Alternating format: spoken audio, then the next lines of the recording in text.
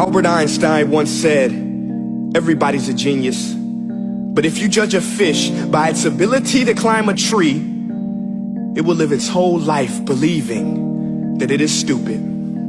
Ladies and gentlemen of the jury, today on trial we have modern day schooling. Glad you could come. Not only does he make fish climb trees, but also makes them climb down and do a 10-mile run. Tell me, school, are you proud of the things you've done? Turning millions of people into robots, do you find that fun? Do you realize how many kids relate to that fish? Swimming upstream in class, never finding their gifts, thinking they are stupid, believing they are useless? Well, the time has come, no more excuses. I call school to the stand and accuse him of killing creativity, individuality, and being intellectually abusive.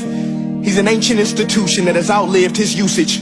So, Your Honor, this concludes my opening statement, and if I may present the evidence of my case, I will prove it. Proceed. Exhibit A. Here's a modern day phone. Recognize it? Here's a phone from 150 years ago. Big difference, right? Stay with me. Here's a car from today, and here's a car from 150 years ago. Big difference, right? Well, get this. Here's a classroom of today, and here's a class we used 150 years ago. Now ain't that a shame? In literally more than a century, nothing has changed. Yet you claim to prepare students for the future?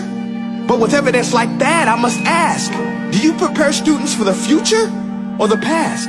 I did a background check on you and let the record show that you were made to train people to work in factories, which explains why you put students in straight rows, nice and neat, tell them sit still, raise your hand if you want to speak, give them a short break to eat, and for 8 hours a day tell them what to think.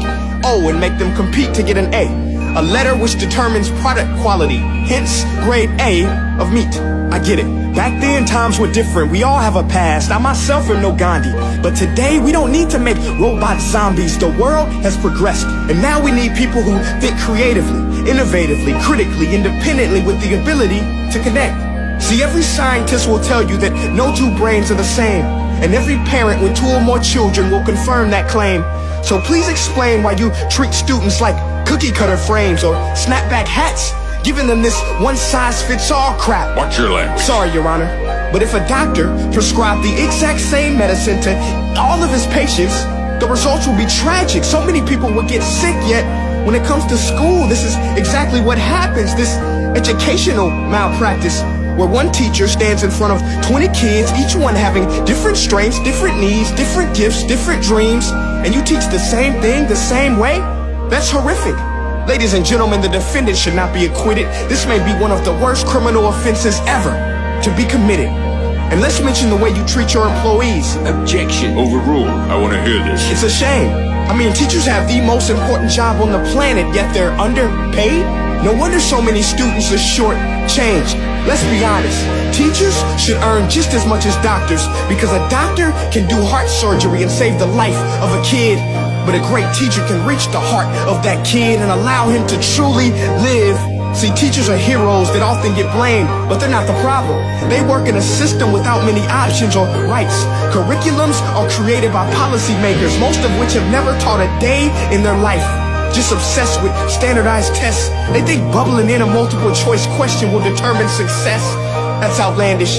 In fact, these tests are too cruel to be used and should be abandoned, but don't take my word for it. Take Frederick J. Kelly, the man who invented standardized testing, who said, and I quote, "These tests are too cruel to be used and should be abandoned." Ladies and gentlemen of the jury, if we continue down this road, the results will be lethal.